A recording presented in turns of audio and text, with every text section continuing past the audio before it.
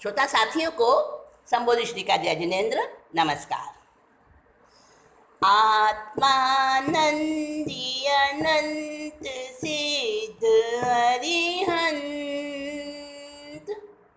आचार्य श्री उपाध्याय जी लोक विराजित साधु सात्विगण सारे संयम सुशोभित श्री हाथों को जोड़ मान मोड़ वंदन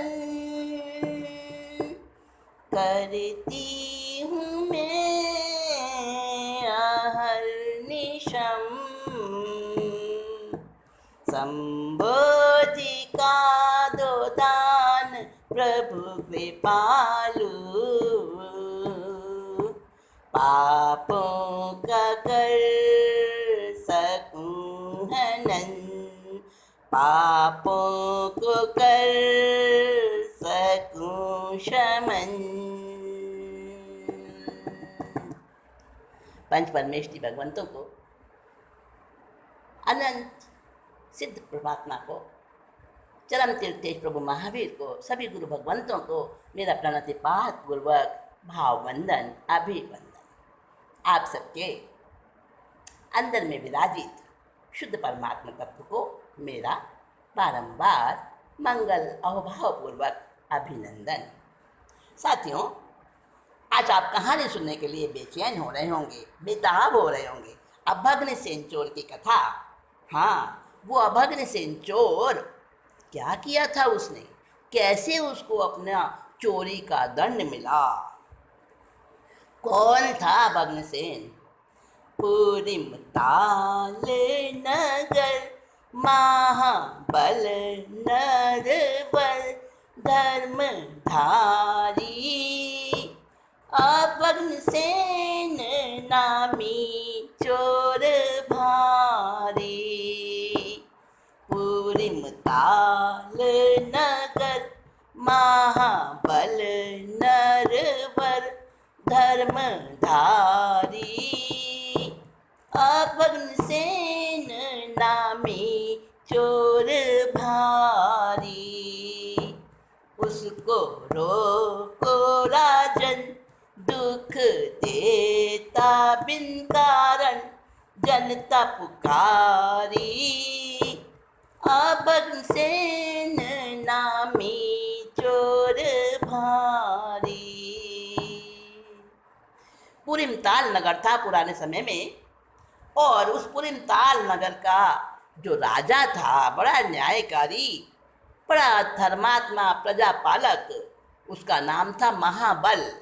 महाबल नरपति था, और वो प्रजापालक, वो पृथ्वीपति महाबल बड़ा ही धर्म का धोरी था। धर्म और कर्म में, न्याय नीति में, प्रजा के पालन में, अहिंसा आदि जो तीर्थंकर भगवंतों के द्वारा प्ररूपित धर्म, उसमें वो हमेशा हमेशा तैयार रहता था। और उसी की नगरी में, हाँ, ऐसे राजा की नगरी में भी चोर था, और बड़ा भारी चोर था। उसका नाम था अभग्न सेन। अभग्न सेन, अभग्न सेन, हाँ, अभग्न। भग्न, भग्न किसको कहते हैं? भग्न हृदय बोलते हैं ना, मतलब भग्न चित्त भी शब्द आता है, यानी टूटा हुआ, जिसको निराश कह देते हैं। लेकिन वो अभग्न सेन था, कभी निराश नहीं होता था, अपने काम में हमेशा उत्साह से लगा रहता था। देखिए, चोर से भी शिक्षा ली जा सकती है, हाँ, लेने वाला चाहिए। तो वो अभग्न सेन जो चोर था, इतना परेशान करता था, इतना चोरियां और लोगों को सताता था कि जनता पर हाय हाय त्राही त्राही करने लगी। और राजा महाबल के पास आके जनता ने पुकार करी, अरे राजन, रोको उसको, हमें उसने दुखी कर दिया, परेशान कर दिया। राजा ने कहा, अरे मेरा राज्य इतना सुशासन है, अच्छी तरह से मैं सारा प्रबंध करता हूँ सुरक्षा का, फिर भी ऐसा चोर हो गया, बड़ा जबरदस्त है वो तो। अरे वो रहता कहाँ है भाई, कहाँ उसका आता पता कुछ तो होगा। कौन है वो? राजन, उसका नाम अभग्न सेन है। और कहाँ रहता है? अरे उसके बारे में क्या बताएं। जो मुखिया लोग आए थे ना, बड़े बड़े सेठ साहूकार, नगर के गणमान्य व्यक्ति, उनसे राजा ने पूछा उसका पता ठिकाना तो बताओ, जहाँ कहाँ से पकड़े उसको जाके। तो कहा, पल्ली पहाड़ों के बीच बसी है, उसके चौर खाई खुदी है, वहीं रहे सिर मोर 500 हिंसक चोर आज्ञाकारी, अभग्न सेन नामी चोर भारी, विजय सरदार सबका कराला, खंदक श्री उसकी नारी रूपाला, डाके खूब डाले कारनामे काले, जुल्म गुजारी, अभग सेन नामी चोर भारी। राजा महाबल को उसका पता ठिकाना बता रहे हैं लोग। जैसा भी उसको मालूम था, जो भी सुना था, उसके अनुसार राजा को बताया, हे राजन, वो कहाँ रहता है ठीक ठीक तो नहीं पता, लेकिन ऐसा सुना है कि पहाड़ों के बीच में भयंकर जहाँ मार्ग हैं, दुरूह ऐसे कि इनमें जाया भी नहीं जा सकता, तो उन पहाड़ों के बीच में पल्ली, पल्ली कहते हैं चोरों की बस्ती, चोर लुटेरों की वो बस्ती है, वहाँ पर वो पल्ली उनकी बसी हुई है। हाँ, उनकी बस्ती होती है भाई, जो उनके साथ के साथी होते हैं ना, उनके सबके परिवार, बच्चे वगैरह सभी होते हैं। जैसा यहाँ संसार में सामान्य जीवन होता है, ऐसा उनका भी जीवन होता है भाई। आपका प्रोफेशन है, आप सीए हो, किसी का प्रोफेशन है वो दुकानदार है, किसी का प्रोफेशन है वो मतलब टीचर है, वकील है, डॉक्टर है, उनका प्रोफेशन है वो चोरी करते हैं। आपके जैसे ही तो इंसान है ना वो भी, पर हाँ इतना फ़र्क ज़रूर है कि जैसे संसार में जो लोग होते हैं अपने प्रोफेशन में बड़े उस्ताद होते हैं। कहते हैं सुनार अगर अपनी माँ की भी नथनी बनाएगा ना, माँ के लिए भी कोई जेवर बनाएगा, सगी माँ के लिए, उसमें से भी वो सोना मार लेगा। हाँ, तो जैसे आप लोग अपने काम में उस्ताद होते हो ना, वो भी उस्ताद होते हैं अपने चोरी के काम में। और बस इतनी बात ज़रूर है कि बहुत क्रूर होते हैं, हिंसक होते हैं, मार काट किसी को यमपुर पहुंचा देना, मार डालना, उनके लिए तो बस खेल होता है। हाँ, तो इतना फ़र्क ज़रूर होता है। आप लोग भी करते हो, खूब हेरा फेरी करते हो, लेकिन थोड़ा सा डरते हो सामाजिक स्थिति से, अपनी बदनामी से। पर वो चोर जो है ना, वो ज़रा ढेटा होता है, डरता नहीं है बस। बाकी तो आपके जैसे ही जीवन होता है उसका भी। हाँ, छिप के रहता है वो।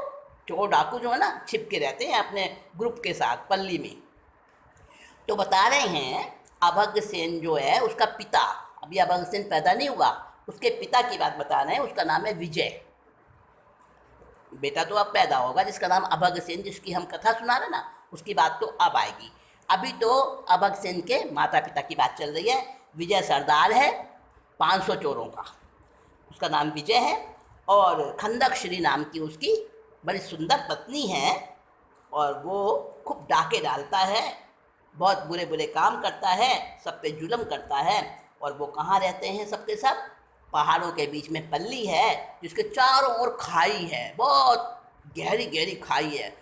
उसमें कोई उस खाई को पार नहीं कर सकता। यानी उनके जो रास्ते होते हैं ना, उनके जहाँ ये घर वगैरह बने होते हैं, जहाँ उनके बस्ती बसी होती है, वहाँ पर हर कोई नहीं पहुँच सकता। आपने फिल्मों में देखा होगा, बहुत बार दिखाया जाता है इस तरीके का। तो चोरों की बस्ती पल्ली अलग ही टाइप की होती है। तो बताया कि वो वहाँ रहता है। तो राजा ने कहा अच्छा भाई। तो फिर बताते हैं कि हजूर ऐसा हुआ, एक बार उस खंदक श्री के गर्भ में कोई जीव आया, पापी जीव आया। पहले ही पाप का जीवन था, और कहते हैं नैले पे दैला। और भी एक तो नीम चढ़ा, एक तो करेला, दूसरा नीम चढ़ गया। नीम के ऊपर करेले की बेल चढ़ गई तो और कड़वी हो गई।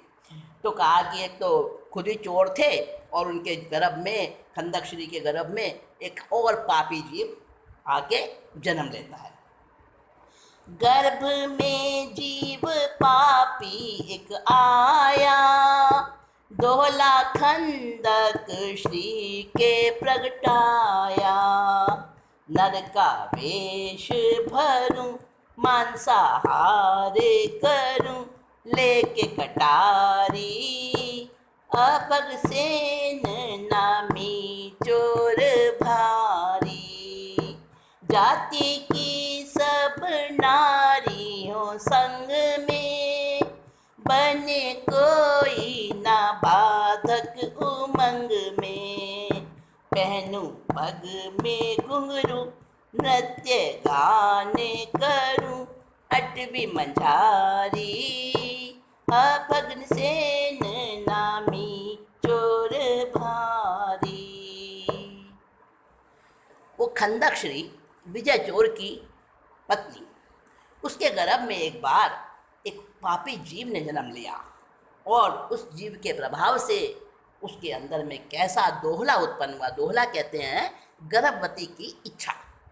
ऐसी इच्छा उत्पन्न होती है कि मैं ऐसा काम करूं, और अगर उसका दोहला पूरा नहीं होता ना, वो मनो इच्छा पूरी नहीं होती, तो वो दिन पर दिन दुर्बल, कमज़ोर, और मतलब उसकी जो चमक है वो ख़त्म होती जाती है, बीमार जैसी होती जाती है वो। तो दोहला कहते हैं पहले समय में। और तीर्थंकर की माता को कैसे कैसे दोहले उत्पन्न होते थे, शुभ अच्छे वाले। और जो पापी जीव होता था, उसकी माँ को जब वो गर्भ में आते हैं ना, तो पापियों की माँ को गंदे गंदे दोहले उत्पन्न होते हैं, खराब वाले, हिंसा वाले। और अच्छे जो व्यक्ति होने वाले होते हैं ना, कहते हैं पूत के पैर पालने में, अरे पालने में नहीं, गर्भ में दिख जाते हैं। हाँ, तो उसको खंदक श्री को दोहला उत्पन्न हुआ। जैसे ही वो जीव गर्भ में आया ना, अभग्न सेन वाली आत्मा, तो उसको दोहला उत्पन्न हुआ। क्या उत्पन्न हुआ कि मैं सब, मेरी जो जाति की, हमारे सारे परिवार की, मोहल्ले की, जो हमारे संग साथ की लेडीज़ हैं, औरतें हैं, वो सारी मेरे साथ में हों। हम नाचें कूदें, पैरों में घुंघरू बांधूं, और जंगल के मौज करती फिरूं, और मेरे को कोई ना रोके।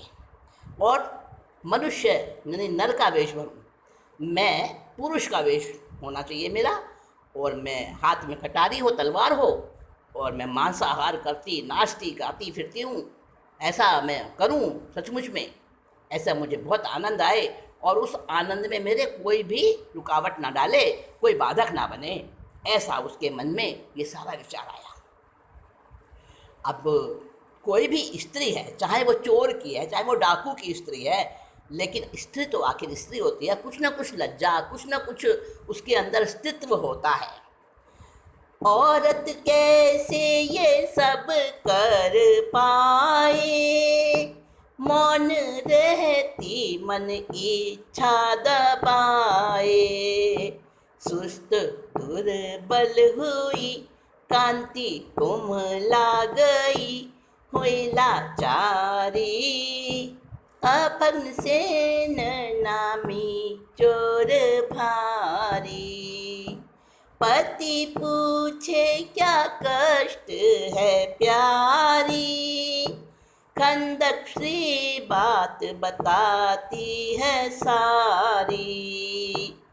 विजय हंसता रहे, हंस के आज्ञा करे, एकर मारी। अभग्न सेन नामी चोर भारी। कहने लगा वो विजय, दिन पर दिन क्या बात है प्रिय, तुम जो है ना दुबली होती जा रही हो, सुस्ती रहती है तुम्हारे चेहरे पर, वो खिलावट नहीं है। क्या तुम्हारे मन में कोई इच्छा है, किसी बात से नाराज़ी है, कुछ तुम्हारे अंदर कुछ ना कुछ चल रहा है, बताओ मुझे। अब उसने कई बार पूछने पर भी कुछ नहीं बोली। आखिर जब उसने बहुत ज़्यादा आग्रह किया, पति के आग्रह से लाचार होकर उसने अपने सारी बात बताई कि आजकल मेरे मन में बार बार ये इच्छा उठती है कि मैं इस प्रकार से पुरुष का वेश धारण करके और मैं हाथ में कटारी लूँ, घोड़े पर चढ़ूँ और मांसाहार करती, नाचती कूदती और मैं स्त्रियों के साथ जो जंगल में आनंद मनाती फिरूँ और मेरे को कोई रोके नहीं। अच्छा, इतनी सी बात? अरे तुम साधारण स्त्री नहीं हो, तुम क्या है, टोले के सरदार की पत्नी हो। क्या कह रहा है वो विजय? तुम टोले के सरदार की पत्नी हो। तुम्हें इस बात की चिंता करने की कोई जरूरत नहीं है। खंदक श्री सारी बात बताए, विजय हंस के ये आज्ञा कराए। हुआ सब इंतजाम, दुख का है क्या काम, करो तैयारी। अब अग्निसेन नामी चोर भारी। उसने, विजय चोर ने सारा इंतजाम कर दिया। एक आज्ञा देने की देर थी। अरे वो तो राजा था, सबका सरदार था ना। मदोमत हो के पत्नी फिरती, मदोमत हो के पल्ली में फिरती। इतराती मनमानी वो करती, बीते 9 महीने सुंदर पुत्र जने, खुशियाँ हैं भारी। अब अग्निसेन नामी चोर भारी। अब आप क्या सुन रहे हैं? वो जो नगरी में से गणमान्य व्यक्ति आए हैं, मुखिया लोग आए हैं, वो बता रहे हैं कि चोर कौन है। उस चोर का परिचय दे रहे हैं। पहले तो बताया कि उसकी पल्ली कहाँ है, पहाड़ों में है। खाई चारों तरफ खुदी हुई है गहरी गहरी, और उसमें पानी भरा हुआ है, कोई उसको पार नहीं कर सकता। वहाँ तक पहुँचना बड़ा मुश्किल है। और वहाँ पर रहता है 500 चोरों के साथ उनका सरदार विजय, उसकी पत्नी खंदकश्री। अब आगे बता रहे हैं कि एक बार उसकी पत्नी को ऐसा दोहला उत्पन्न हुआ, उसके गर्भ में एक जीव आया। अब वो बच्चा जन्म ले गया है, जन्म हो गया उस बच्चे का, और सब में खुशियाँ फैल गई हैं। उनकी पूरी पल्ली के लोग खुशियाँ मना रहे हैं। उसका नाम रखा गया है अभग्नसेन। अभग्नसेन यौवन में आया, 8 रमणियों के संग परनाया। चोरी में वो उस्ताद, बाप से बढ़कर औलाद होती सारी। अब अग्निसेन नामी चोर भारी। अरे सरकार, महाराजा धीराज राजन महाबल राजा के सामने फरियाद कर रही है जनता, और बता रहे हैं कि सरकार वो ही अभग्नसेन है, वो लड़का अब वो बड़ा हो गया है और इतना उस्ताद हो गया है ना। उसका बाप तो था जो कुछ था, वो तो उससे भी बढ़कर सवाया है और होता है। बाप से बढ़कर बेटा और होशियार होता है। तो हम सारे के सारे जनता घर घर में हाहाकार मचाए उस चोर की वजह से। जनता हो गई परेशान उससे, करे फरियाद महाबल नृप से। करो रक्षा नरनाथ, पकड़ो उसे रंगे हाथ, अर्ज हमारी। अब अग्निसेन नामी चोर भारी। अब सारे लोगों ने अभग्नसेन का परिचय दे दिया, सब कुछ बता दिया उसके बारे में, और कहने लगे राजन हमारी रक्षा करो, हम आपके राज्य में बड़े सुखी हैं, बहुत हमारा जीवन अच्छे से चल रहा है, आप बड़े प्रजापालक हो, परंतु इस चोर ने हमारा जीवन दूभर कर दिया है, इससे हमारी रक्षा करो। और राजा महाबल ये सब सुनकर एकदम लाल पीला हो गया। उसका क्षत्रियत्व, उसकी भुजाएं फड़क उठी, और उसने जो है ना तुरंत क्या किया, भूप ने सेनापति बुलवाया, कुपित होकर आदेश सुनाया, पकड़ो चोर को तुम, चला आज्ञा को सुन, सेनाली सारी अब अग्निसेन नामी चोर भारी।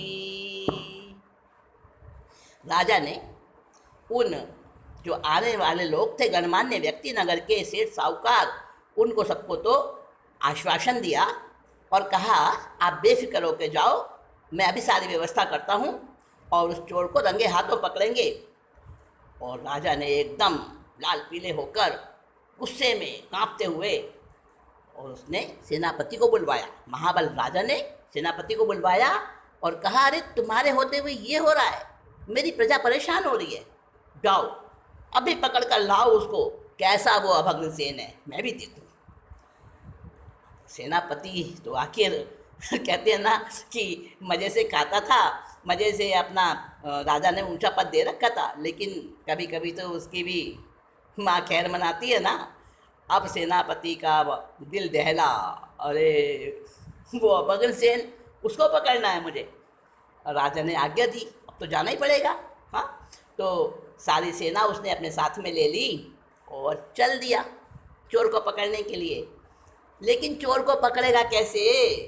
उसके तो पल्ली में जाने का रास्ता भी नहीं है, पता नहीं होगा, गुप्त रास्ता होगा, सबको थोड़ी पता होता है। अब वो सेनापति को तो मालूम नहीं था। अब वो सोच रहा है कि मैं उसकी पल्ली में जाऊं तो जाऊं कैसे। तो कैसे जाएगा वो सेनापति पल्ली में और कैसे जाकर अभग्नसेन को वो ललकारेगा, जानना चाहेंगे ना। हाँ, तो अब क्या करें? आप सबसे पहले जो नए सुनने वाले श्रोता हैं हमारे, उनको तो पता नहीं होगा ना, तो मैं उनको बता देना चाहती हूँ कि आप जो वीडियो हैं, इन सब नए वीडियोस को आप चाहते हैं सबसे पहले आपको मिले, तो इसके लिए लाइक सब्सक्राइब करना ज़रूरी है और साथ के साथ में बेल आइकन को भी दबाएं, ताकि दूसरों से पहले आपको नए नए वीडियो, लेटेस्ट वीडियो आपको मिल सके सबसे पहले। और आपके उस लाइक और सब्सक्राइब करने से दूसरों को, औरों को भी उत्साह मिलेगा, उनको भी एक खुशी मिलेगी, प्रेरणा मिलेगी। तो आप अगर नहीं किया है अभी तक तो आप कर दें फटाफट।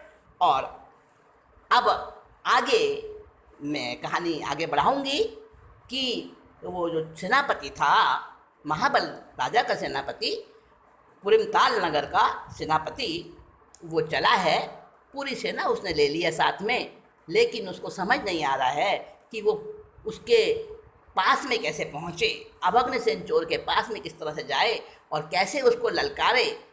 अपने किले में बैठा हुआ था वो तो सुरक्षित, तो उसको बाहर कैसे निकाले और कैसे उसको पकड़ के राजा के पास ले जाए। तो ये उसके सामने बड़ी भारी समस्या थी। अब वो सेनापति क्या करेगा, किस तरह से अभग्नसेन चोर को पकड़ेगा, हाँ, हम अगली बार सुनेंगे नेक्स्ट मीटिंग में। तो अभी तो मैं चलूँगी, आप मुझे आज्ञा दें। संबोधि श्री आपसे आज्ञा चाहती है।